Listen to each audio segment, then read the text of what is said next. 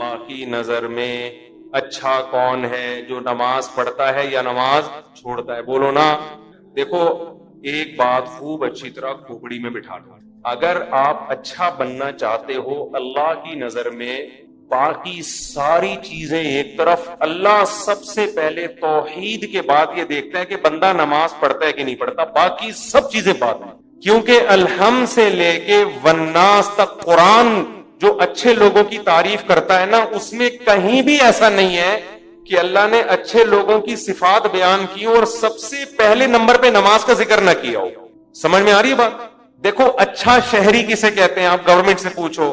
اچھے شہری میں سب سے پہلے کیا آئے گا؟ وائلنس ہی نہ پھیلاتا ہو، قوانین کی پابندی کرتا ہو، ٹیکس دیتا ہو، وغیرہ وغیرہ نا. تو کئی ساری صفات لکھی ہوں گی. تو اللہ جب کہتے ہیں نا میرے نیک بندے، ان میں سب سے پہلے اور سب سے زیادہ اہتمام سے اللہ جس صفت کو بیان کرتا ہے وہ کیا ہے؟ میرے نیک بندے نماز پڑھتے نہیں، نماز قائم کرتے ہیں. اس لیے یہ کسی کے دماغ میں اگر فطور ہے، معذرت کے ساتھ تھوڑا سخت لفظ استعمال کر رہا ہوں، یا خناس کا لفظ اور تھوڑا اچھا ہو جائے گا مناسب سا، کسی کے دماغ میں یہ خناس ہے، معذرت کے ساتھ تھوڑا سخت جملہ استعمال کر رہا ہوں، کہ وہ نماز پڑھے بغیر نیک بن سکتا ہے یا اچھا بن سکتا ہے، تو وہ اپنے دماغ کا بولو علاج کر. میں اکثر ایک واقعہ بتاتا ہوں. ایک خاتون کا فون آیا، میرے بھائی کا انتقال ہو گیا، بہت اچھا تھا، مجھے خواب آ رہا ہے کہ وہ جنت میں جا رہا ہے، اور خواب آ رہا ہے. میں نے کہا پھر تو امید ہے انشاءاللہ بہت اچھا ہوگا، تو بس آپ بھی دعا کر دیں، لیکن خواب تو بہت اچھے آ رہے ہیں اور بہت اچھا تھا، بہت ہی اچھا تھا. میں نے کہا کیسے بہت ہے؟ میں نے مجھے تو شاید کو بہت ہی اچھا ہوگا بھائی، اتنے اچھے تو آج کل اچھے ہوتے ہیں لیکن بہت زیادہ اچھے مارکیٹ میں ملتے نہیں ہیں. تو اس لیے میں نے مزید پوچھ لیا. میں نے کہا کیا مطلب، کیا کرتا تھا؟ بہت اچھا تھا. اس نے کہا لوگوں سے مسکرا کے بات کرتا تھا، کبھی کسی کا دل نہیں دکھایا. میں نے کہا بہت اچھا تھا. میں نے کہا نماز پڑھا کہ بس نماز نہیں پڑھتا؟ بس نماز. ان کو تو میں نے نہیں کہا بیچاری کی میت ہوئی ہے دل خراب ہو جائے گا. میں نے کہا ان کو نہیں کہا، میں نے آپ کو کہہ رہا ہوں کہ ان کو مجھے یہ کہنا چاہیے محترم، یہ جو آپ کو خواب آ رہے ہیں نا جنت بننے کے، یہ شیطانی وسوسے ہیں. آپ کہہ سکتے ہیں ہو سکتا ہے اللہ نے بخش دیا. دیکھو ہو سکنے کو تو دنیا میں سب بہت کچھ ہو سکتا ہے. الحمد سے لے کے والناس تک جو قرآن بیان کر رہا ہے وہ وحی وہ ہے جو یقینی ہے، اور خواب یقینی وحی نہیں ہے. تو اس یقینی کے مقابلے میں غیر یقینی کو ہم کیسے چھوڑ دیں؟ یعنی غیر یقینی کے مقابلے میں ہم یقینی کو کیسے چھوڑ دیں؟ تو یہ تو اپنا تخیل بھی ہو سکتا ہے. میں نہیں کہہ رہا کہ اللہ نے اس کو جہنم میں بھیجا، یہ تو اللہ ہی بہتر جانتے ہیں. بے نمازی کے لیے اللہ نے قرآن میں کہیں بھی رحمت کا، مغفرت کا تذکرہ بولو نہیں کہ. ایک حدیث سنا کے بیان ختم کرتا ہوں. نبی صلی اللہ علیہ وسلم نے فرمایا جب جہنمی جہنم میں چلے جائیں گے، جنتی جنت میں چلے جائیں گے، تو جنتیوں میں جو رشتہ دار جن کے جہنم میں ہوں گے نا، جنتی اللہ سے سفارش کریں گے ان رشتہ داروں کے لیے، اور سفارش میں یہ الفاظ کہیں گے، اے اللہ ہمارے کچھ مسلمان کانوا یصلون معنا، جو ہمارے ساتھ مسجدوں میں نماز بھی پڑھتے تھے، ویصومون معنا، ہمارے ساتھ رمضان کے روزے بھی رکھتے تھے، لیکن آج اپنے گناہوں کی وجہ سے وہ جہنم میں ہیں، ان کو نکال لیں. کیا مطلب؟ یہ تو ہے ہی نہیں کہ نماز نہیں پڑھتے تھے، بھائی مسلمان تھے تو نماز تو تھا ہی، لیکن اور کچھ خرابیاں تھیں جن کی وجہ سے سزا مل رہی ہے. کہیں بھی قرآن میں اس کا تذکرہ نہیں ہے کہ بے نمازی ہو اور جنت میں ہو. سمجھ میں آ رہی ہے بات کہ نہیں آ رہی؟ میں کسی پہ جہنم کا فتویٰ نہیں لگا رہا، یہ تو اللہ کا کام ہے کس کو جنت دے. قانون اور ضابطہ یہی ہے کہ بے نمازی کے لیے جنت نہیں ہے. یہ اسلام کی پہلی علامت ہے نماز. آپ کو پڑھنی پڑے گی چاہے آپ دل سے خوش ہو یا نہ ہو، آپ کو اور جماعت سے پڑھنی پڑے گی آپ کو.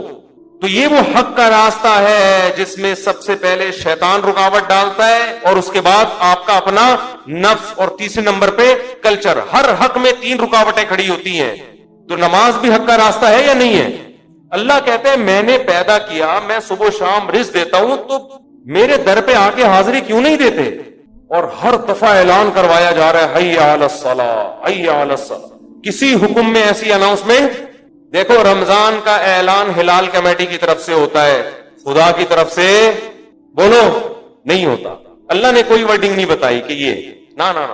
زکوٰۃ کا اعلان کسی کی طرف سے بھی نہیں ہوتا. اسٹیٹ بینک ایک اناؤنسمنٹ کر دیتا ہے کہ چاندی اتنے روپے تولے اور فرسٹ رمضان کو زکوٰۃ کٹ جائے گی. اللہ کی طرف سے اناؤنسمنٹ کا کوئی انتظام بولو نا یار نہیں ہے.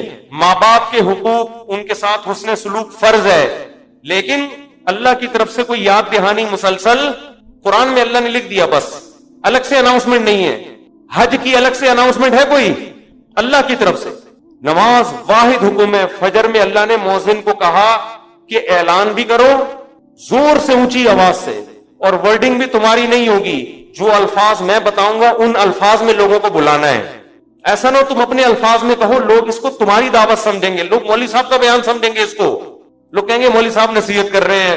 اگر اللہ مؤذن کو اجازت دے دیتے بھائی لاؤڈ اسپیکر پہ کھڑے ہو کر لوگوں کو یاد دہانی کراؤ اخفل طریقے سے کہ لوگوں نماز کے لیے آ جاؤ، لوگ اس کو اللہ کا بیان سمجھتے یا مؤذن کا؟ کہتے یار یہ اپنا ہے.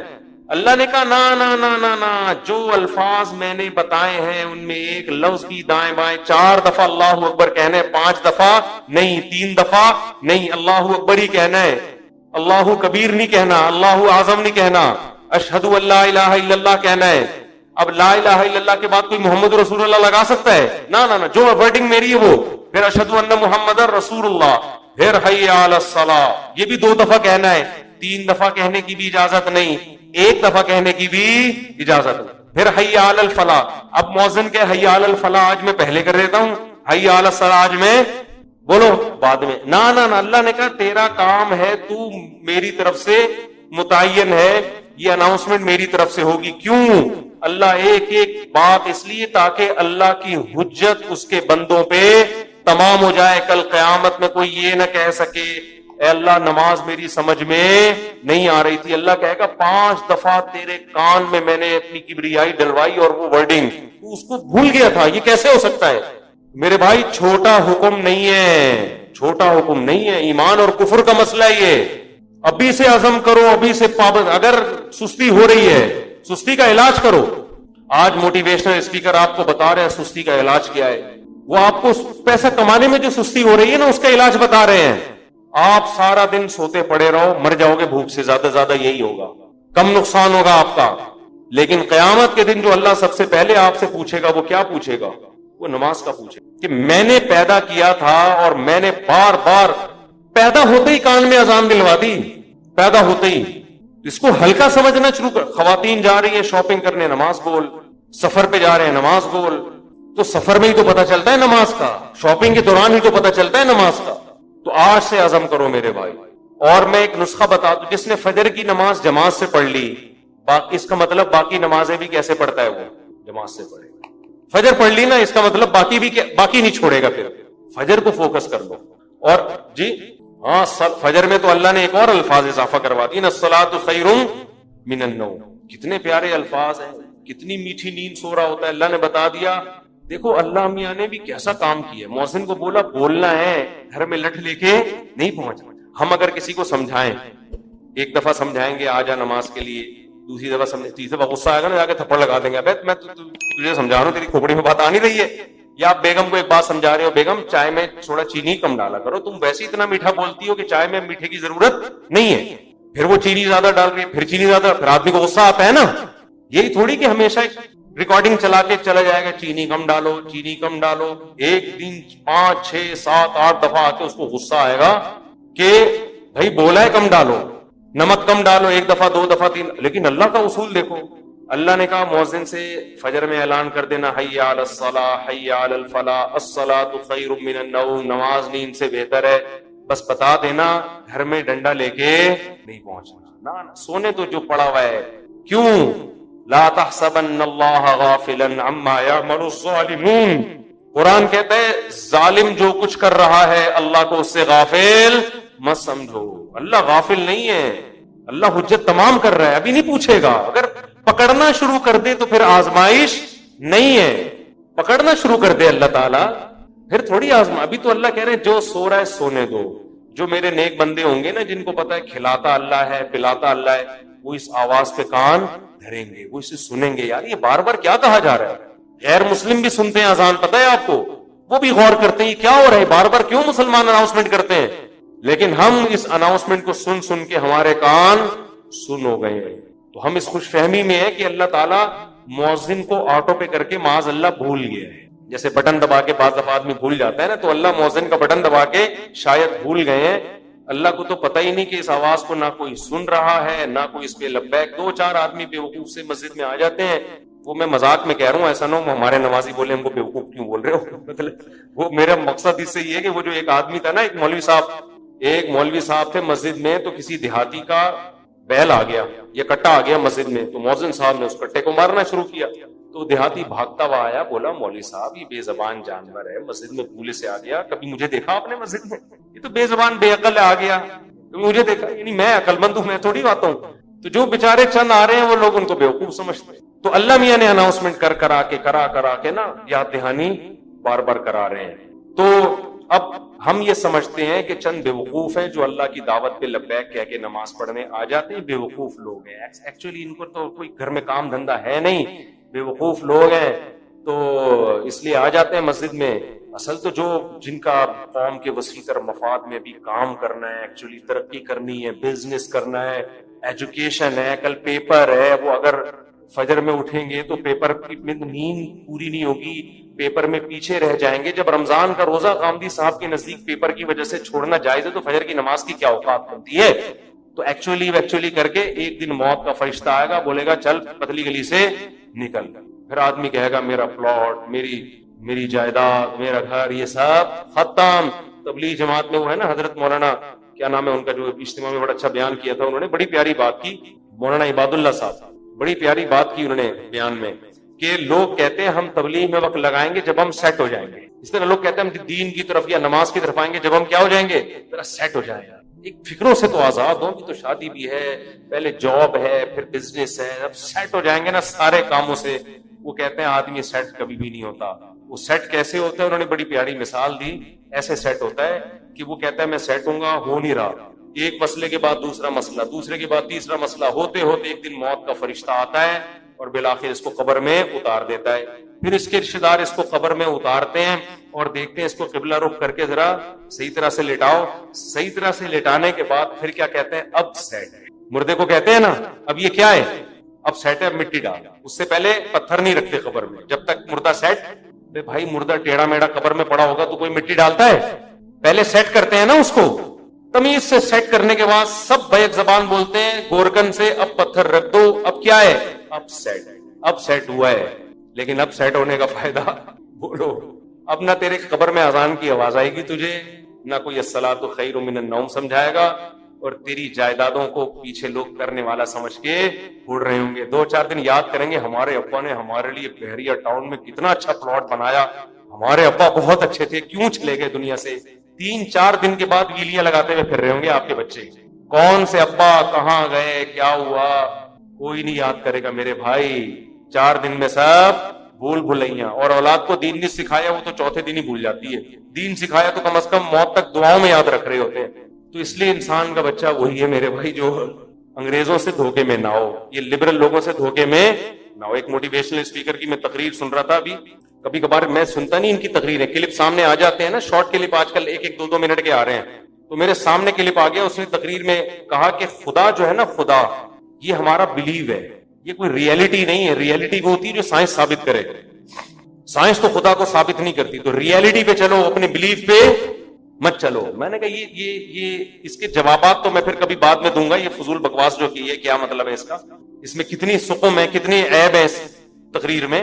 لیکن میں نے کہا مرے گا تو یہ سارا تیرا جو تکبر ہے نا، جس نے بنایا ہے وہ پوچھے گا کہ تیرا بلیف مجھ پہ تھا کیوں نہیں؟ تو سائنسدانوں کو تو مانتا ہے، بنی ہوئی چیزوں کو دیکھ کر کہتا ہے کسی سائنٹسٹ نے یا کسی میکینک نے بنائی ہے، اور وہ میکینک خود بخود کیسے بن گیا؟ تو یہ ریئلٹی ہے جس پہ ہمارا بلیو ہے، یہ ہوائی باتوں پہ بلیو نہیں ہے، یہ گراؤنڈ ریئلٹی ہے خدا کا وجود، جس پہ ہم کیا کرتے ہیں؟ بلیو رکھتے ہیں۔ یہ بلیو اور ریئلٹی 2 الگ الگ چیزوں کے نام بولو نہیں ہے۔ تو خیر تکبر بہت ہے، آج تھوڑے سے انگلش کے 2-4 الفاظ آ جائیں، 2-4 آپ کو کچھ تھوڑا سا بولنا آ جائے تو انسان اپنی اوقات بھول جاتا ہے۔ اس لیے قبرستان میں جا کے دیکھا کرو کیسے مردے پڑے ہوئے، ہم نے بھی مرنا ہے، جواب دینے اللہ ہم سے اپنے بارے میں سب سے پہلے پوچھے گا اللہ تعالیٰ ہمیں۔ اور آخری بات دیکھو، اگر نماز کبھی چھوٹ جائے نا جماعت سے، اپنے اوپر جرمانہ رکھو، سزا دو اپنے آپ کو، ایسے اپنے آپ کو ڈھیلا نہ چھوڑ دو کہ عزم کرتے میں پڑھوں گا پھر چھوٹ جاتی ہے، وہ سزا تو دو اپنے آپ کو۔ فجر جس دن چھوٹ جائے ناشتہ گول، ناشتہ نہیں، حضرت حکیم اختر صاحب رحمہ اللہ فرمایا کرتے تھے جس کی فجر چھوٹ جائے وہ کس منہ سے ناشتہ کرتا ہے؟ اس کو تو غیرت آنی چاہیے. تو یہ پراٹھے اور کباب کھا رہا ہے، جس خدا نے تجھے دیے ہیں اس نے تو تجھ سے صرف اتنا سا معاوضہ مانگا تھا کہ فجر میں حاضری دے دے. اب کس نعمتیں تو پھوڑ رہا ہے مزے سے بیٹھ کے. تھوڑا سا اللہ کا حق ہے وہ ادا کرنے کے لیے تیار نہیں ہے، تو کچھ تو سزا دو میرے بھائی. وہ آیتوں میں اللہ نے کیا فرمایا؟ الا المصلین. اللہ فرماتے ہیں کہ جو لوگ ڈپریشن کا شکار ہو جاتے ہیں، جلد بازی میں فیصلے جلد بازی میں کرتے ہیں، ان میں تدبر نہیں ہے، غور و فکر نہیں ہے، تو لیکن کچھ علامتیں اپنے اندر پیدا کر لو تو تمہارے اندر سے جلد بازی، جس جلد بازی کے نتیجے میں ڈپریشن ہوتی ہے، خودکشی کے خیالات آتے ہیں، یعنی زندگی سکون کی گزرے گی تمہاری. اس کے لیے چند کام کرنے پڑیں گے. نمبر 1، نماز کی مکمل پابندی. آپ یقین کر لو جتنا ڈپریشن سے نماز بچاتی ہے نا، کوئی چیز نہیں بچاتی. اسٹریس اور ڈپریشن کی 20 گولیاں ایک طرف، جس کا نماز میں دل لگ گیا نا، بس اس کی زندگی مزے کی بن جاتی ہے. اور نماز میں دل نہ لگ رہا ہو نا، کئی رکعتیں پڑھو ہمت کر کے. اصول بنا لو، جس کام میں دل نہیں لگتا نا وہ کام کرنا شروع کر دو، دل لگے گا، اور پھر ڈبل لگنا شروع ہو جاتا ہے. میں بہت سی مثالیں دیتا ہوں نا. دوڑا نہیں جاتا چلنا شروع کرو، چلا نہیں جاتا ہلکا ہلکا چلو، اپنے نفس پہ بوجھ ڈالو. دیکھو یہ ٹینشن سے بچنا ایسی چیز ہے، جو ٹینشن سے دور بھاگتا ہے نا، ٹینشن اس کے پیچھے آتی ہے. اور جو ٹینشنیں پالتا ہے وہ ہمیشہ ٹینشن فری زندگی گزارتا ہے. وہ ٹینشن ہے جو جائز ٹینشن ہے، جو صحت کے لیے مفید ٹینشن ہے، ان کی بات کر رہا ہوں میں. تو جو لوگ آپ نے دیکھا ہوگا محنتی ہوتے ہیں، سارا دن کام کاج میں مشغول رہتے ہیں، وہ خوش ہوتے ہیں، ہے یا نہیں؟ گھروں میں جو دو طرح کی خواتین ہوتی ہیں، ایک پھوڑ، نہ کام نہ کاج، کچن گندا پڑا ہوا ہے، واش روم پیمپر بچے کے اتارے یوں پھینک دیے. آپ دیکھنا ان خواتین کی طبیعت میں چڑچڑاپن بہت ہوتا ہے، جھنجھلانا. ذرا سے کوئی نصیحت کرو آگے سے جھنجھلا کے جواب میں، ہر وقت ایسا لگتا ہے وہ توے پہ بیٹھی ہوئی ہے، خود بھی ٹینشن اور دوسرے کو بھی ٹینشن. لیکن آپ نے دیکھا گھروں میں جو خواتین بہت محنتی ہوتی ہیں، بچوں کی کیئر، شوہر کی مرضی کا خیال، گھر کو صاف ستھرا رکھنا ہر وقت، وہ خوش ہوتی ہیں. مردوں میں بھی ایسا ہی ہے. جتنے لڑکے آپ کے پوستی ہیں گھر کے اندر پڑے ہوئے کچھ نہیں کر رہے، ایسا لگے گا جیسے وہ توے پہ بیٹھے ہوئے ہیں. باپ کوئی نصیحت کرتا ہے ایک دم کیا ہو جاتے ہیں، وہ ہائپر ہو جاتے ہیں. آپ لوگوں نے خود بھی نوٹ کیا ہے نا یہ بات. وجہ کیا ہے کہ جو آدمی کام کاج کی ٹینشن نہیں لیتا نا، تو اللہ اس کو اسٹریس میں ڈال دیتے ہیں. جو محنت کے کام نہیں کرتا اسٹریس میں ڈال دیتے ہیں اس کو، ہر وقت ٹینشن ہے، چڑچڑاپن پیدا ہوتا ہے. اور جو محنتی ہوتے ہیں صبح اٹھے ٹھک ٹھک ٹھک اپنے کام نمٹائے. میں اپنا بتا دوں، جس دن میں کوئی ٹاسک پوری کرتا ہوں کہ مجھے خیال ہوتا ہے آج میں نے یہ کام نمٹانا ہے، تو وہ نمٹا دیتا ہوں. خدا کی قسم ایسا سکون ملتا ہے نا کہ بیان نہیں کیا جا سکتا. آپ بھی کر کے دیکھ لو. آپ ایک اسکیجول بناؤ کہ آج دن میں نے یہ سارے کام کرنے اور مغرب تک میں ان کاموں سے فارغ ہو جاؤں گا. دیکھو آپ کام کرنے کے بعد جب فراغت ہوگی آپ کو ایسا سکون ملے گا کہ آپ کو سکون کے لیے کسی ٹیبلٹ کی ضرورت نہیں رہے گی. تو آج کل ڈپریشن اور اسٹریس کی جو بیماریاں پھیل رہی ہیں اس کی ایک بہت بڑی وجہ بیکاری. بس ہر آدمی چاہتا ہے میں لائف کو انجوائے کروں، یوں کر کے بیٹھا رہوں، انجوائے کروں، پھر ٹک ٹاک دیکھتا رہے گا اور گھماتا رہے گا، دیکھ یہ والا دیکھ لیا، یہ والا دیکھ لیا. ہوتے ہوتے لاشعوری طور پر وہ آپ کے دماغ کو اندر سے ڈیمیج کر رہا ہے، آپ کو پتہ بھی نہیں ہوتا. اس میں سیاسی خبریں آ رہی ہیں، کوئی دوسرے کو گالی، وہ اس کو گالی، وہ فلانا ایسا، وہ ڈمکانا ایسا، کارٹون بنا کے سیاسی لیڈروں کے مذاق. آپ کو پتہ نہیں ہوتا کہ یہ چیز آہستہ آہستہ آپ کے دماغ کو کیا کر رہی ہے، ہلکا ہلکا ڈیمیج. تو نماز انسان کے نا کا شیڈول بنا دیتی ہے. ہم نے جتنے بڑے لوگوں کو دیکھا ہے وہ کیا کر رہے ہوتے ہیں، وہ اپنے ٹائمنگ کیسے فکس کرتے ہیں. کافر کیسے کرتے ہیں، 8 بجے یہ کرنا ہے، 9 بجے یہ، 10 بجے یہ، شام 4 بجے یہ. نمازی کیا کرتا ہے، فجر کے بعد کی یہ روٹین، فجر سے پہلے کی یہ روٹین، ظہر کے بعد کی، بولو نا یار، یہ روٹین، عصر کے بعد کی یہ روٹین، عصر سے پہلے کی یہ روٹین، مغرب کے بعد کی. اور یہ جو نمازوں کے ٹائم ہے نا، کمال کی بات پتہ ہے کیا ہے، یہ نیچرل ہے، گھڑی نیچرل نہیں ہے. نہیں آئی بات. سورج جب نکلتا اور غروب ہوتا ہے نا، تو فطری طور پر انسان کی باڈی کے اندر تبدیلیاں آ رہی ہوتی ہیں، فطری طور پر. تو اسلام چونکہ دین فطرت ہے نا، تو اس نے اوقات بھی کیسے رکھے ہیں، نیچر کے حساب سے رکھے ہیں. تو نمازوں کے حساب سے اپنے آپ کو فٹ کرو گے زیادہ سکون رہے گا، کیونکہ دن کی روشنی میں انسان کا مزاج الگ طریقے سے کام کر رہا ہوتا ہے، رات کے اندھیرے میں الگ طریقے سے ہوتا ہے. تو اللہ نے کیا فرمایا، کہ الا المصلین الذین هم علی صلاتهم دائمون، یہ لوگ نمازوں میں پابندی کرتے ہیں. تو آج سے عزم کرو کسی قیمت پہ بھی نماز انشاءاللہ ضائع نہیں کریں گے. اور سب سے زیادہ سکون اللہ نے فجر کی نماز میں رکھا ہے. تھوڑی سی ٹینشن ہے بھائی اٹھا لو، لیکن پڑھ کے جب سلام پھیرو گے نا آپ کو لگے گا یار آج تو ہٹو بچو ہو گیا. ہمارے ایک دوست تھے نمازی تھے لیکن اڑاتے بھی بہت تھے نماز ہے نا.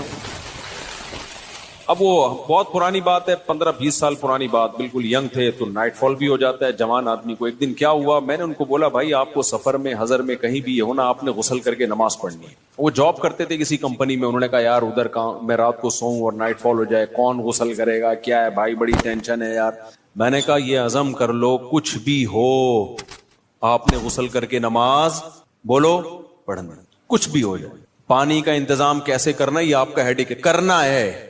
تو اللہ انہیں جزائے خیر دے، انہوں نے ہماری وصیت پر عمل کیا. ایک دن پھر انہوں نے بتایا کہ سردیاں تھیں غسل فرض ہو گیا، صبح پریشان ہوں کہاں سے پانی لے کر آیا، کہیں جنگل منگل میں ہو گیا کوئی پروجیکٹ ہوتا ہے نا، پانی لایا اور پھر کس طریقے سے میں نے بڑی ٹینشن میں سردی میں غسل کیا. کہتے ہیں خدا کی قسم اس کے بعد جو نماز پڑھی ہے ان کے الفاظ ہیں اتنا لطف اور اتنا مزہ آیا کہ اب میں آگے کہہ رہا ہوں ہٹو بچو ہو گیا. یہ ہٹو بچو ان کے نہیں تھے، یہ میرے الفاظ. اتنا مزہ آیا. تو انسان ٹینشن اٹھا کے جو کام کرتا ہے لطف اور مزہ بولو اسی میں ہے. چھٹی والے دن جب مزہ آتا ہے جب ورکنگ ڈیز کے بعد چھٹی آئے. روزانہ ہی اگر چھٹیاں ہوں تو مزہ آئے گا. ابے دیکھو سنڈے کو لوگوں کی چھٹی ہوتی ہے، ہم لوگ مدرسے میں تو جمعے کو ہوتی ہے.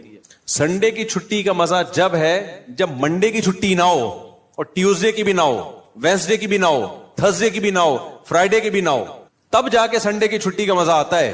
لیکن اگر ہر دن سنڈے ہے تو پھر کوئی بھی دن سنڈے نہیں ہے. نہیں آئی نا، یہی تو مسئلہ ہے. تو کچھ کرنے کے بعد جب چھٹی ہوتی ہے تو مزہ ہوتا ہے. چھٹی چل رہی ہے پاگل ہو جائے گا آدمی. ہمیں یاد ہے پورے سال میں نا مدرسے میں ہماری 2 مہینے کی چھٹیاں ہوتی تھیں، اب بھی 2 مہینے کی ہوتی ہیں. لیکن طلب علمی کے دور میں تو بہت ٹف لائف تھی ہماری، پورا ہفتہ مدرسے میں رہنا پڑتا تھا ہمیں. ہم لوگ جمعرات کو عصر کی نماز کے بعد نکلتے تھے، چھٹی ہوتی تھی جمعرات کو. عصر کے بعد 1.5 سے 2 گھنٹے میں گھر پہنچے، رات ہو گئی. 1 ہفتے بعد پہنچے اور اگلے دن عصر ہم نے مدرسے میں پڑھنی ہوتی تھی، تو چند گھنٹے کی چھٹی. یہ روٹین جب پورے سال ہوگی تو جب 2 مہینے کی چھٹیاں آنے والی ہوں گی تو خوشی سے کیا عالم ہوگا، کیا عالم ہوگا نا خوشی سے. تو ایسی خوشی ہوتی تھی یار ابھی 2 مہینے تک بالکل ہی ویلے ہونے والے ہم. اتنی خوشی ہوتی تھی کہ 1 مہینہ پہلے سے خوشی میں نیند اڑ جاتی تھی کہ چھٹی آنے والی. لیکن اس روٹین کے بعد، لیکن اگر یہ روٹین کے بعد وہ 2 مہینے کی چھٹی نہ آتی بلکہ چھٹی کے بعد چھٹی آتی تو سوائے اسٹریس اور ڈپریشن کے کچھ بھی حاصل بولو نہیں ہوتا. یہ میں پوری تقریر آپ کو سمجھانے کے لیے کر رہا ہوں کہ اپنے آپ کو پریشانیوں میں یعنی ورک کی ٹینشن میں، کاموں کی ٹینشنوں میں ڈالو گے تو سکون ملے گا. اور اگر صرف سکون کی خاطر فارغ رہنا سیکھو گے تو سکون نہیں ملے گا آپ کو. سکون ہمیشہ کام کے لوگوں کو ملتا ہے، خوش رہتے ہیں. بھاگتے دوڑتے لوگ ہمیشہ خوش رہتے ہیں، اور جو پڑے ہوئے ادھر گٹر کے ڈھکن پہ بیٹھ گئے گپے مارنا شروع کر دی جیسے کراچی کے لونڈے لپاڑے کرتے ہیں، یہی ہو رہا ہے. بیٹھے تو اٹھ ہی نہیں رہے، نہ نماز کے ٹائم پہ اٹھ کے جا رہے ہیں، کچھ بھی نہیں، بیٹھے آپ کیا کر رہے ہیں، پان سے ایک پیک نکال کے ادھر پھینکی، پھر اٹھ کے گھر گیا، وہاں تھوڑی سی ابا سے صلواتیں سنی، سو رہا ہے تو پھر ٹک ٹاک پہ لگ گیا، لگے پوری رات گزر گئی، پھر اپنی مرضی سے سو گیا، پھر اٹھ گیا، پھر جب سوتے سوتے تھک گیا تو اٹھ گیا، تھک گیا تو کیا ہو گیا، اڑ گیا. اب کیا کریں، وہی کریں جو کل کیا تھا، دوبارہ سے اسی ڈھکن پہ جا کے بیٹھو. ہو سکتا ہے 2-4 بے وقوف ابھی بھی وہیں بیٹھے ہوئے ہو، پھر دوبارہ ڈھکن پہ جا کے. گٹر کے ڈھکن تو جو چوری ہونے سے بچ گئے ہیں نا وہ یہی والے ڈھکن ہیں جن پہ لوگ آ کے بیٹھتے ہیں، باقی تو سارے چوری ہو گئے. اب حضرت مفتی تقی عثمانی صاحب کی عمر ماشاءاللہ کافی ہو گئی ہے، لیکن صحت عمر کے لحاظ سے بہت اچھی، حالانکہ اتنی بزی اور اتنی ٹف لائف گزاری ہے انہوں نے. 8 گھنٹے مطالعہ کا معمول رہا ہے ایک دور میں. لیکن ہم جب بھی حضرت سے ملتے ہیں حضرت خوش طبع ہیں، تو حضرت بہت خوش مزاج ہیں. حالانکہ اتنا مصروف آدمی تو دیکھنے میں لگتا ہے خوش مزاج ہو ہی نہیں سکتا. جتنے میں نے دیکھے نا مصروف، میرے شیخ حضرت مفتی رشید احمد صاحب بہت بزی رہتے تھے. حضرت تو اتنے بزی تھے، حضرت فرماتے تھے کہ اپنی زندگی کا شیڈول ایسا بنانا چاہیے کہ ایک بوتل میں پانی بھرا ہوا ہے، بوتل میں کیا ہے، پانی بھرا ہوا، اور ڈھکن لگا دیا آپ نے. اب اس میں ایک قطرہ پانی جب جائے گا جب پرانا ایک قطرہ نکلے گا. بات سمجھ میں آ رہی ہے؟ ایک قطرے کی بھی جگہ نہیں ہے، ایک قطرہ جب اس میں جائے گا جب ایک قطرہ پہلے سے اس میں نکالا جائے گا. تو فرمایا اگر یہ قطرہ زیادہ قیمتی ہے تو پرانے قطرے کو نکالو, اس قطرے کو ڈالو. یہ قطرہ پرانے قطرے سے زیادہ قیمتی نہیں ہے تو اسی کو رہنے دو, لیکن ہوگا, ریپلیس ہی ہوگا, نیا آئے گا, پرانا نکلے گا. تو فرماتے تھے کہ اپنی زندگی, اپنے جو 24 گھنٹے کے اوقات کو اس طرح سے بوتل میں پانی کی طرح بھر دو کہ اب آپ کوئی اگر کام کرنا چاہتے ہو تو پرانا کوئی کام ڈسٹرب ہوگا تو پھر نیا کام ہوگا. نہیں آئی بات میرا خیال. جیسے ابھی جو روٹین چل رہی ہے نا پبلک کی, وہی کیا چل رہی ہے, کوئی بھی نیا کام کرنا چاہیں تو کر سکتے ہیں کیونکہ پرانا کوئی کام کوئی کر ہی نہیں رہے. 10 کام مزید شروع کر سکتے ہیں کیونکہ فارغ ہی فارغ ہیں. جبکہ ہمارے حضرت کا کیا تھا کہ حضرت نے اگر کوئی نیا کام کرنا ہے نا, کوئی بھی, جیسے کسی کتاب کا مطالعہ کرنا ہے تو پہلے سے جو کام ہو رہا ہے نا اس کا ناغہ کرنا پڑے گا. تو پھر اس میں کمپیئر کیا جائے گا کہ پرانا کام زیادہ قیمتی ہے یا نیا کام. یعنی کاموں کا حرج تو ہوگا کیونکہ 24 گھنٹے مصروف ہیں تو کام کا حرج تو ہوگا, لہذا نئے کام کے لیے ٹائم نہیں ہے. نیا کام اس میں جب داخل ہوگا جب نیا پرانے سے بھی زیادہ امپورٹنٹ ہوگا. مثال کے طور پر 24 گھنٹے آپ کا ایک اسکیجول ہے, ایک شیڈول ہے. اب نیا کام کیا ہے, آپ کی بچی بیمار ہے, ایمرجنسی میں ہاسپٹل لے کے جانا ہے, لیکن آپ کا وہ مطالعے کا ٹائم ہے یا ورزش کا ٹائم ہے یا اور کوئی بزی یا اس جاب کا ٹائم ہے. تو اب آپ کیا کرو گے بھائی, نقصان تو ہوگا, آفس کا ناغہ ہوگا, ناغہ تو ہوگا, لیکن اب یہ کام ان تمام کاموں سے زیادہ اہم. بچی کی جان تو بچانی ہے نا, یا اپنی جان ہو یا بچی کی جان ہو. تو اس طرح سے ہونا چاہیے. آپ کہہ سکتے ہیں لو بھائی یہ تو زندگی کا مزہ ہی کرکرا ہو جائے گا, 24 گھنٹے اپنے آپ کو ایسا بزی بنا کے رکھو, یہ تو انسان نہیں, یہ تو گدھا ہو گیا نا. میں سمجھا پا رہا ہوں اپنی بات جو میں بیان کر رہا ہوں, مجھے لگ رہا ہے آپ کے چہروں سے ایسا لگ رہا ہے کہ شاید میں سمجھا نہیں پا رہا. بھائی آپ کہیں گے کہ ہمیں اپنے آپ کو خوش رہنے کے لیے, شریعت پہ چلنے کے لیے 24 گھنٹے ہمیں اپنے آپ کو کیا رکھنا ہے, بزی رکھنا ہے. تو یہ تو انسان نہیں, یہ کیا ہو گیا بھائی, گدھا. تو گٹر کا ڈھکن کہاں گیا اس میں, تو زندگی کا مزہ ہی کرکرے ہو گئے.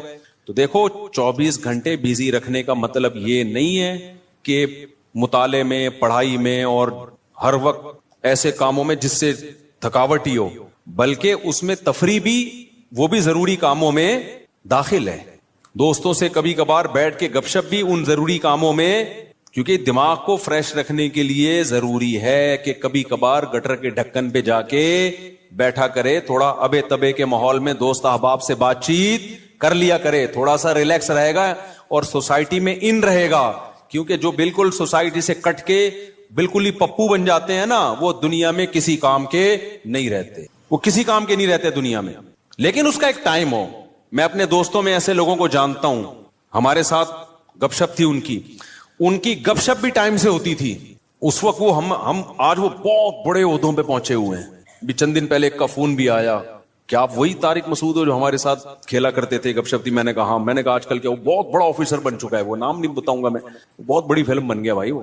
لیکن اس کی روٹین کیا تھی مجھے یاد ہے. اس کی روٹین یہ تھی کہ بیٹھے ہیں نا دوست احباب تھڑے پر, ہاں چل رہا ہے, ٹائم دیکھا یار 1 گھنٹہ ہو گیا بس, یا آدھا گھنٹہ ہو گیا, کہتے میرا اسٹڈی ٹائم شروع ہو گیا. اتنے نیک بچے کراچی میں پائے نہیں جاتے, لیکن وہ تھا. یہ بات کر رہا ہوں جب ہم 16-17 سال کے تھے, اس وقت گپے مار رہے ہیں. ایسے بھی نہیں ہے کہ گپ شپ ہی نہ ہو دوستوں کے ساتھ, یہ بھی نہیں ہے. اور یہ بھی نہیں ہے کہ بیٹھے ہیں تو بیٹھے ہی ہیں, نہ. اس نے ٹائم ایک بنایا ہوا تھا, گھر کا ماحول ایسا تھا نا. تو اب آ کے بیٹھے, ابھی گپ شپ شروع کر دی, اور بھائی ہاں ہی باتیں, کرکٹ ہم ساتھ کھیلا کرتے تھے, کرکٹ کی باتیں چل رہی ہیں, گپ شپ ہو رہی ہے. یار میرا اسٹڈی ٹائم شروع ہو رہا ہے, میں جا رہا ہوں. ہم کہتے تھے یار عجیب انسان ہے بھائی, اتنا نیک آدمی.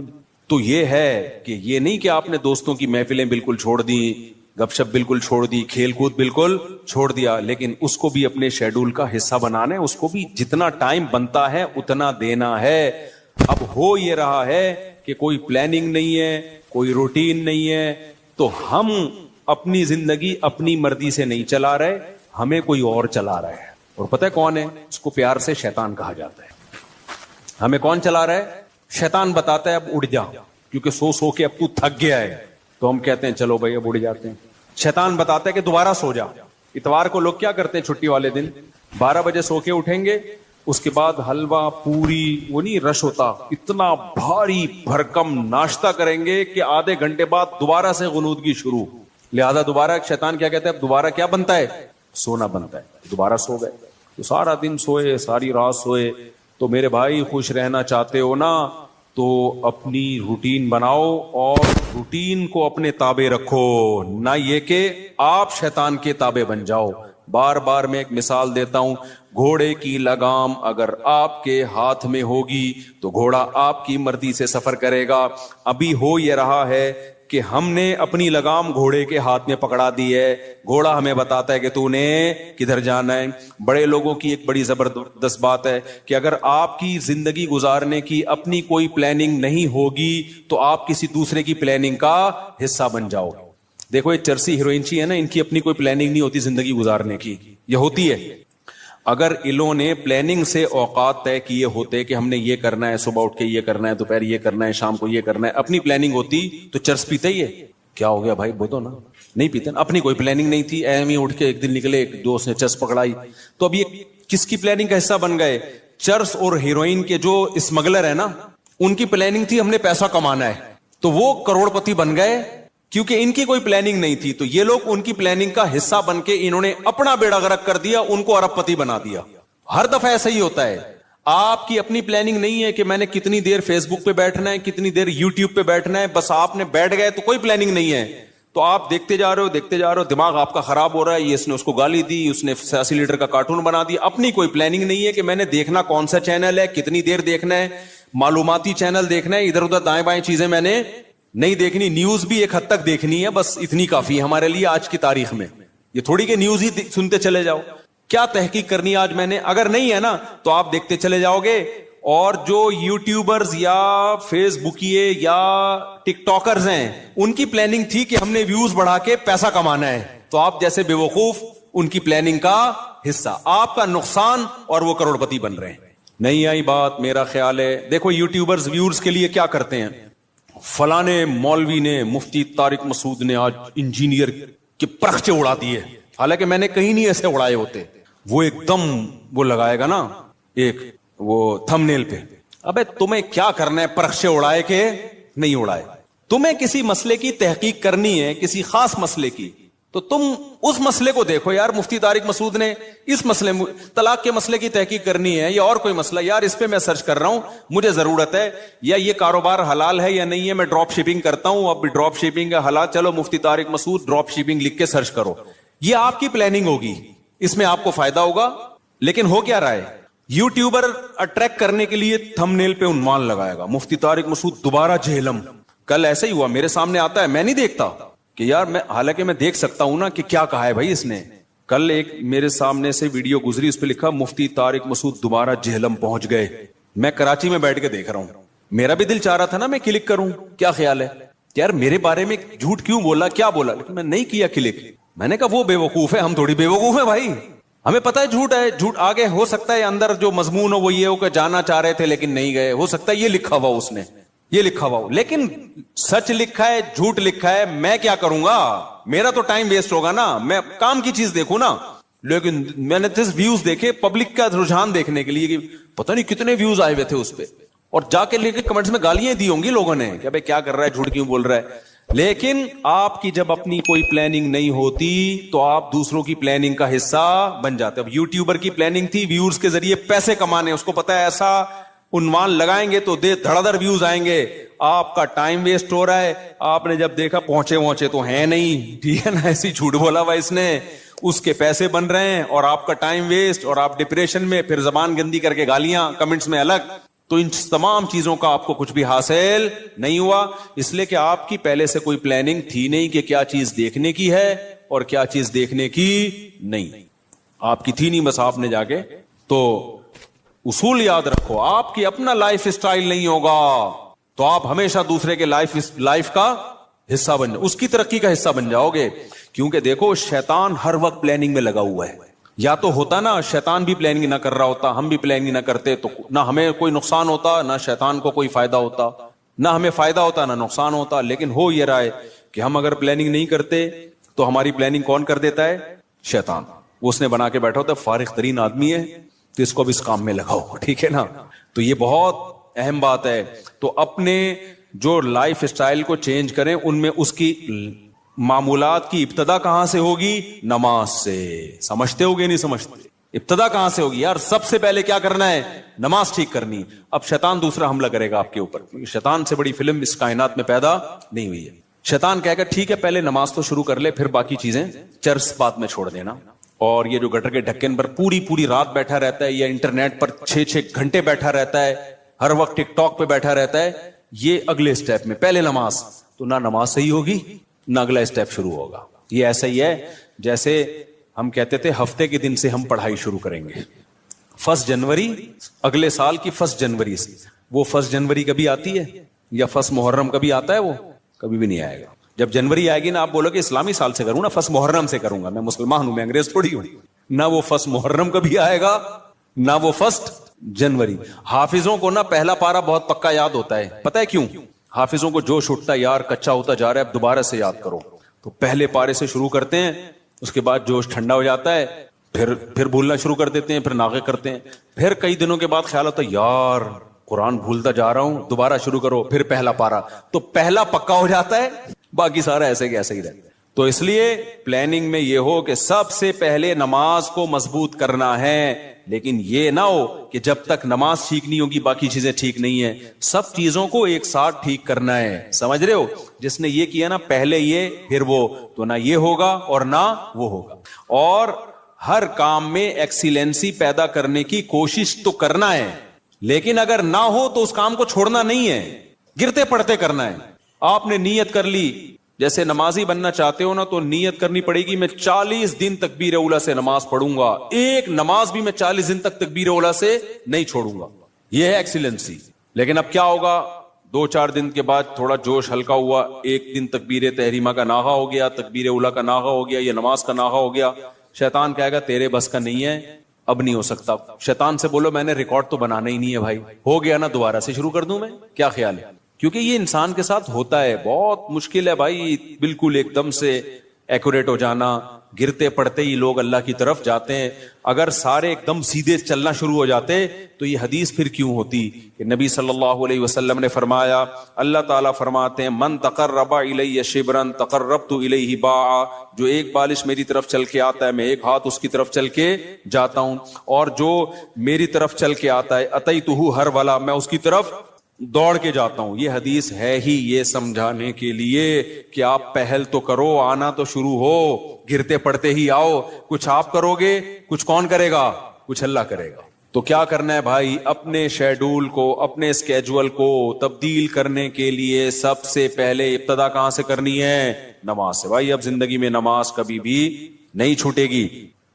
اب نماز میں اپنے آپ کو پابند کرنے کے لیے چند چیزیں ہیں. سب سے پہلا کام کیا کرنا ہے, ایک دم سے قضاء عمری شروع نہ کرو, زیادہ بوجھ ہو جائے گا. قضاء عمری تو پڑھنا لازم ہے, لیکن پہلے تھوڑا سا اپنے آپ کو ادا نمازوں کا عادی بنا لو. 40 دن تو بناؤ نا کم از کم عادی, پھر اس کے بعد قضاء عمری شروع کرو. ایک دم سے زیادہ بوجھ آ گیا تو نہ ادھر کے رہو گے نہ ادھر کے رہو گے.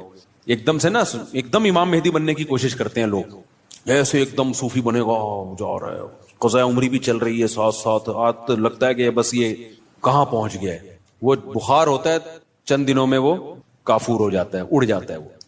تو نماز کا عادی بنانے کے لیے کرنا کیا ہے, اپنے اوپر کوئی جرمانہ رکھنا ہے, سزا رکھنی.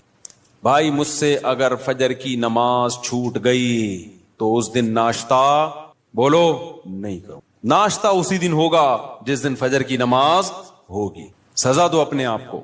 حکیم اختر صاحب رحمہ اللہ تعالی فرمایا کرتے تھے, یہ کتنی بڑی بے غیرتی ہے کہ اللہ نے کہا تھا نماز پڑھو فجر کی, آپ اللہ کا حکم آپ سے اتنا سا پورا نہیں ہوا اور صبح پراٹھے کھانے کے لیے ناشتے پہ بیٹھ جاتے. کتنی بڑی بے غیرتی ہے نا, کہ اللہ کی نعمتوں سے تو پھوڑنے کے لیے آ جاتے ہیں, بس جو اللہ نے کام لگایا وہ ہو نہیں رہا. تو غیرت کا تقاضا بھی ہے, فجر گئی تو ناشتہ بھی گیا. اے اللہ اب ہمارے منہ سے تو نوالا اترے گا نہیں. کتنا مزہ آتا ہے صبح ناشتہ کرنے میں نا, آپ کو نہیں آتا, مجھے تو بہت آتا ہے. خیر کتنا لطف ملتا ہے جب بھوک لگ رہی ہو اور انسان مزے کا ناشتہ کرے. تو یہ اللہ ہم سے کام بہت کم لیتا ہے, نعمتیں ہمیں بہت زیادہ دیتا ہے, اور اس فجر پڑھنے میں بھی ہمارا ہی فائدہ ہے, سکون ہمیں ہی مل رہا ہے, صحت بھی اچھی ہوتی ہے, جلدی اٹھنے میں آکسیجن ملتی ہے. اور صبح کی جو دھوپ ہے نا, یہ جو ٹھنڈی دھوپ ہوتی ہے صبح کی, سرخ دھوپ, یہ وائٹامن ڈی بہت تیزی سے بڑھاتی ہے باڈی میں. لگے دھوپ ویسے بھی وٹامن ڈی بڑھاتی ہے چاہے دوپہر کی دھوپ ہی ہو, لیکن جب سورج سرخ ہوتا ہے یہ والی دھوپ بہت زیادہ آپ کی باڈی کو مضبوط کرتی ہے, ہڈیوں کو مضبوط کرتی ہے, تو ہمارا ہی فائدہ اس میں. تو اپنے آپ کو نماز کا پابند بنانے کے لیے کیا کرنا ہے بھائی؟ فجر چھوٹ گئی, ناشتہ گیا, ظہر چھوٹ گئی تو کچھ پیسے رکھ لو. ہر آدمی اپنے حساب سے پیسے رکھے کہ اتنے پیسے میں. اب میں یہ نہیں کہوں گا کہ ظہر چھوٹ گئی تو لنچ بھی گیا, کیونکہ سزا اتنی دے انسان جتنی افورڈ کر پائے, ورنہ ہوگا یہ کہ آپ نہ سزا پہ عمل کرو گے نہ نماز. بہت زیادہ سزا دینا بھی ٹھیک نہیں ہے. اب مثال کے طور پر آپ نے کہا کہ فجر گئی تو میں اپنی گردن ہی اڑا دوں گا, تو کون اڑائے گا بھائی؟ خام خب وہ بات کرو نا جو پاسبل ہے. یا فجر ہو گئی تو اپنے آپ کو سگریٹ, فجر گئی تو سگریٹ سے جلاؤں گا اپنے آپ کو, تو سزا اتنی جو افورڈ. یا فجر گئی تو 10 لاکھ روپے صدقہ کروں گا, ایسا نہیں ہوتا. نہ 10 لاکھ صدقہ کرے گا بھائی, اتنا نیک ہوتا تو پڑھی نہ لیتا. تو سزا اتنی ہونی چاہیے جو اتنی ہلکی بھی نہ ہو کہ کوئی تکلیف ہی نہ ہو, اور اتنی بھاری بھی نہ ہو کہ سزا ہی نہ دی جا سکے. وہ ہر آدمی خود فیصلہ کرے اپنے بارے میں. تو اور نبی صلی اللہ علیہ وسلم نے ارشاد فرمایا, دیکھو اسلام میں جتنی فضیلت نماز کی ہے کسی حکم کی اتنی فضیلت نہیں ہے. آپ صلی اللہ علیہ وسلم نے فرمایا, دیکھو قیامت کے دن جب اللہ کا دربار لگے گا, ہم دنیا میں جب کوئی بڑی مجلس ہوتی ہے تو ایسی محفل میں جہاں کوئی حاکم وزیر اعظم آیا ہوا ہو, ہر ایک کی کوشش ہوتی ہے آگے. ڈاکٹر ذاکر نائک کا جب پروگرام, کتنے لوگ یار ہمیں آگے سیٹ مل جائے, ہمیں آگے سیٹ مل جائے. تو یہ تو کچھ بھی نہیں ہے بھائی. اصل تو وہ دربار ہوگا جو اللہ کا لگے گا قیامت کے دن. تو اس میں جس کو آگے سیٹ ملے گی نا, حقیقت میں وہ واقعی فخر کرے گا. تو نبی صلی اللہ علیہ وسلم نے فرمایا اس دن آگے کا ٹکٹ کس کو ملے گا؟ حدیث کا مفہوم بیان کر رہا ہوں کہ نمازوں میں جو سب سے آگے ہوا کرتے تھے, اگلی صف میں ہوا کرتے, کیونکہ اللہ کا ایک دربار دنیا میں لگتا ہے جس میں اللہ نظر نہیں آتا ہمیں, بس ایمان لائے ہیں بھائی اللہ کا دربار ہے, تو وہ غیب ہے. تو اس میں جو آگے آگے ہوگا, تو جب سچی مچی کا دربار لگے گا جس میں اللہ موجود ہوگا, تو نبی صلی اللہ علیہ وسلم نے فرمایا جو صف میں سب سے آگے ہوتے تھے قیامت کے دن بھی وہ اللہ کے ہاں سب سے آگے ہوں گے, اور جو صفوں میں جتنا پیچھے ہوتے تھے قیامت کے دن بھی وہ صفوں میں اتنا پیچھے ہوں گے. کچھ لوگوں کی عادت ہوتی ہے ایک رکعت نکالنا فرض ہے. ہمارے محلے میں ایک صاحب ہوا کرتے تھے, فجر میں لازمی ایک رکعت نکلتی تھی ان کی. اچھا فجر 5 بجے ہو رہی ہے تو وہ 5:05 پہ آ رہے ہیں. ہم ان سے کہتے تھے یار ایک رکعت کیوں نکالتے ہو, تھوڑا 2 منٹ پہلے آ جاؤ. کہتے یار اصل میں رات کو نیند پوری نہیں ہوتی. پھر جب نماز 5:15 پہ ہوئی تو بھی ایک رکعت نکل رہی ہے. یہ ایک بیماری ہے, میں آپ کو بتا رہا ہوں بھائی. اب تو 15 منٹ زیادہ مل گئے نا, تو زیادہ مل کے ان کی نیند اسی حساب سے آگے جا رہی ہے. حتیٰ کہ سردیوں میں جب 6:45 پہ نماز ہو رہی ہے پھر بھی ایک رکعت نکل رہی ہے. تو یہ جو آزار ہوتے ہیں نا کہ یوں ہو رہا ہے بھائی, جس نے پڑھنی ہوتی ہے وہ آ جاتا ہے, نہیں پڑھنی ہوتی, جس کی ایک رکعت نکلنی ہے وہ ایک ہی نکلتی رہے گی قیامت تک. جس کی 2 رکعت نکلنی ہے, اتحیات والے بھی ہوتے ہیں, اتحیات میں آ رہے ہوتے ہیں, وہ ہمیشہ آپ دیکھنا اتحیات میں ہی ہوں گے. اور کچھ ایسے ہوتے ہیں جماعت ہی پوری نکلتی ہے ان کی, وہ ہمیشہ سلام پھیرنے کے بعد تشریف لا رہے ہوں گے, بولے گا بے یار یہ کیا ہو گیا. تو اور کچھ ایسے ہیں جنہوں نے پڑھنی نہیں ہے. تو جب میں اور آپ کوشش کریں گے نماز کی پابندی کی, تو بھائی تکبیر اولا کی پابندی کے ساتھ صفے اول میں, کیونکہ نبی کی جو بشارتیں آپ صلی اللہ علیہ وسلم نے صف اول کے لیے دی ہیں وہ دوسری صف کے لیے اور آخری صف کے لیے نہیں ہیں. آپ صلی اللہ علیہ وسلم نے فرمایا لوگوں کو اگر پتا چل جائے کہ صف اول میں کتنا ثواب ملتا ہے تو اتنی لڑائیاں ہوں کہ قرآن اندازی کی نوبت آئے. پورا محلہ, وہ جو اجر ملے گا نا قیامت کے دن, جو پروٹوکول ملے گا اللہ کے دربار میں, وہ لوگ اپنی آنکھوں سے دیکھ لینا, وہ قیامت کا منظر اللہ دکھا دیں کہ صف اول والے آج کہاں ہیں. تو نبی نے فرمایا محلے والوں میں جھگڑا ہوگا, ہر آدمی کہے گا تیرے باپ کی سیٹ ہے جو آگے پہلے سے بیٹھا ہوا ہے. صحیح ہے نا, ہر آدمی جھگڑا کرے گا, ابے تیرے باپ کی جگہ ہے جو میں بیٹھوں گا یہاں پہ, وہ کہے گا میں بیٹھوں گا. اتنی لڑائیاں ہوں گی کہ فیصلہ کس سے کیا جائے گا؟ قرعہ ڈالا جائے گا. آج تم کہ ہمیں اپنی آنکھوں سے دیکھ نہیں رہے, لہذا ایسے پوستیوں کی طرح رڑتے آتے ہیں, وہ بالکل پیچھے بیٹھے. آگے جگہ بھی ہوتی ہے تو کوشش کرتے ہیں پیچھے ہی کھڑے رہیں, کیونکہ تاکہ نکلنے میں آسانی ہو, سلام امام پھیرے اور فوراً بھاگ سکیں ہم. تو وجہ اس کی ہے کہ بھائی اللہ فرماتے ہیں فلا تعلم نفس ما اخفی لهم من قرۃ اعین, کسی نفس کو خبر نہیں ہے ہم نے اپنے نیک بندوں کے لیے آنکھوں کی ٹھنڈک کا کیسا سامان چھپا کے رکھا ہے. تو جو نیک بندوں کے لیے آنکھوں کی ٹھنڈک کا اللہ نے سامان چھپایا ہے, اللہ وہ اگر دکھا دے تو میرے بھائی پھر ہمیں ان تقریروں کی ضرورت نہیں رہے گی. ہم میں سے ہر شخص کوشش کرے گا نماز میں پہلے سے آئے. اچھا جن کو پہلے آنے کی عادت ہوتی ہے نا, ان کو پھر سکون ہی نہیں ملتا بعد میں آنے سے. ہم اپنی مسجد میں دیکھ رہا ہوں, مجھے یہاں 18 سال ہو گئے, ہاں 18 سال ہو گئے مجھے یہاں پہ, تو میں 18 سال سے جن کو دیکھ رہا ہوں نا 10 منٹ پہلے آتے ہیں وہ نماز میں. آج بھی وہ نماز میں 10 منٹ پہلے آتے ہیں, حالانکہ وہ بوڑھے ہو گئے, ہارٹ کے مسائل, شوگر کے مسائل, 20 بیماریاں, بے ساکیوں سے آ رہے ہوں گے, لیکن آئیں گے 10 منٹ پہلے ہی. کیوں؟ وہ کہتے ہیں یار یہ کیسی نماز ہے, سکون تو جب ہی ملتا ہے پہلے سے آگے بیٹھو, سنتیں آرام سے پڑھو. ایسے بھی یہاں بزرگ تھے جو گھٹنے جواب دے گئے, لیکن آ رہے ہیں 15, انتقال ہو گیا ان کا, اللہ مغفرت فرمائے. پھر جب میں ان کی عیادت کے لیے گھر گیا تو کہتے ہیں بھائی مفتی صاحب بس اتنی دعا کرو کہ جو مسجد کی جماعت ہے نا وہ نہ, کیونکہ ساری زندگی ہم نے صف اول میں نماز پڑھی ہے, اب کوئی غم نہیں ہے سوائے اس کے کہ مسجد کی جماعت چھوٹ گئی ہم سے, مسجد کی ہم سے جماعت چھوٹ گئی. تو یہ نشہ ہے میرے بھائی, سمجھ رہے ہو؟ صف اول میں نماز پڑھنے کا کیا ہے؟ یہ نشہ ہے, جس کو لگ جائے وہ بڑھاپے میں بھی نہیں چھوٹتا. ہمارے حضرت مفتی رشید احمد صاحب بھی بہت زیادہ تکبیر اولیٰ کے پابند تھے, آخری عمر میں ان کے بھی کو بھی ظاہر ہے ایک ایج ہوتی ہے, تو جب وہ نیچے آتے تھے نا نماز پڑھنے کے لیے اتنا خوش ہوتے تھے, کہتے تھے یہ اللہ کا اتنا بڑا فضل ہے کہ نماز نہیں چھوٹ رہی مجھ سے. تو جن کو نشہ ہو جائے ان سے پھر یہ صف اول نہیں چھوٹتی. تو ایسا نشہ پیدا کر دو اپنے اندر. نشہ کب ہوتا ہے؟ جب عادت پڑ جائے نا, لت پڑ جائے, تو صف اول کی عادت ڈال دو. رمضان میں ہم دیکھتے ہیں جن کو تراویح میں صف اول میں تراویح پڑھنے کی عادت ہے نا, 15 منٹ پہلے آئیں گے, اپنا رومال بچھایا بیٹھ گئے وہاں.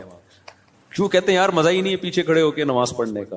اور یہ لوگ زیادہ سکون سے نماز پڑھ لیتے ہیں. اور جو کنفیوز ہوتے ہیں آج پڑھنی ہے کہ نہیں پڑھنی, تو وہ آئے گا, پہلے بیٹھے گا, پیچھے وضو میں بیٹھا رہے گا, نلکا کھول کے ہاتھ صاف کرتا رہے گا ایسے, پھر کوئی باتیں کرے گا, پھر پیچھے ٹیک لگا کے بیٹھ جائے گا, چلو 2-4 رکعتیں نکل جائیں کیا ہیں, پھر ایک آدھ رکعت میں رکوع میں جب امام جائے گا تو شامل ہو جائے گا. تو اس سے آپ کا دل ہی نہیں لگے گا نماز میں. تو کام وہی اچھا ہوتا ہے جو پابندی کے ساتھ اور مکمل فوکس بنا کے کیا جائے. نبی صلی اللہ علیہ وسلم نے ہر چیز میں احسان کا حکم دیا. پتہ ہے آپ کو احسان پتہ ہے کسے کہتے ہیں؟ ایکسیلنسی. جو کام کرو خاندانی طریقے سے کرو. ہم جو بھی کام کرتے ہیں پتہ ہی نہیں چل رہا ہوتا کہ کرنا چاہتا بھی ہے کہ نہیں چاہتا. وہ شادی والی بات ہے, نہیں کرو بھائی دوسری شادی, کرنا ہے تو پھر کرو خاندانی طریقے سے.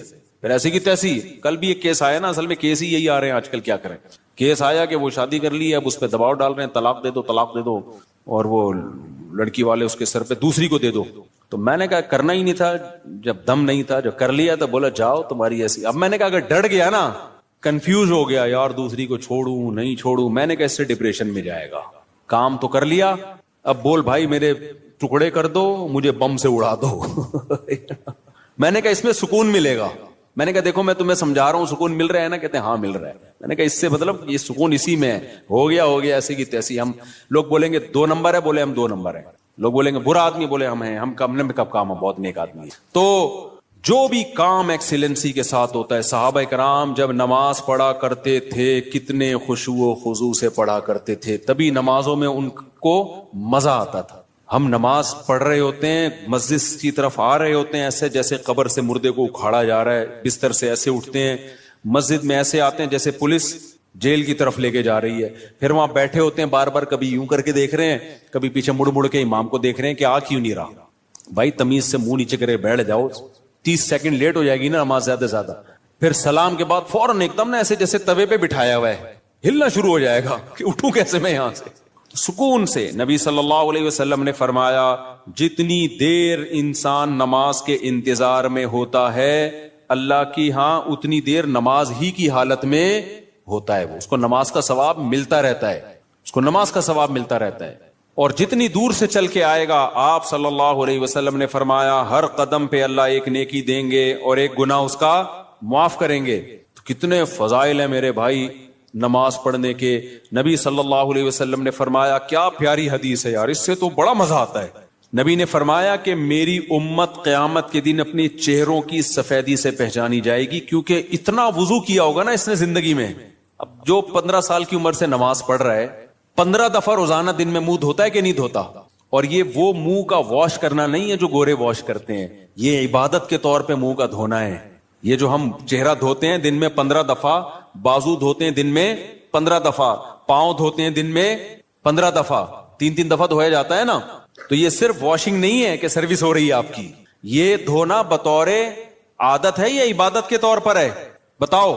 یہ عبادت کے طور پہ دھویا جا رہا ہے، منہ اللہ نے حکم دیا.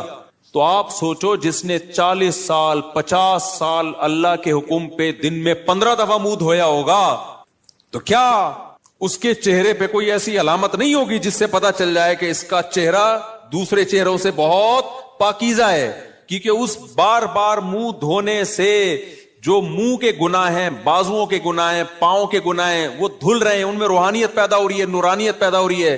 یہ نورانیت دنیا کی آنکھوں سے نظر نہیں آتی، لیکن یہ نورانیت قیامت کے دن اللہ ایسی آنکھیں دے دیں گے جس سے لوگوں کو یہ نورانیت نظر آنا شروع ہو جائے گی. غرم محجلین. آپ نے فرمایا کہ اتنا واضح ہوں گے نا اہل اسلام قیامت کے دن، جو نمازی تھے اتنے واضح ہوں گے نا ان کے چہرے، فرمایا جیسے سارے سیاہ گھوڑے ہوں اور ان میں ایک سفید پیشانی والا گھوڑا ہو اور اس کے سفید پاؤں ہو.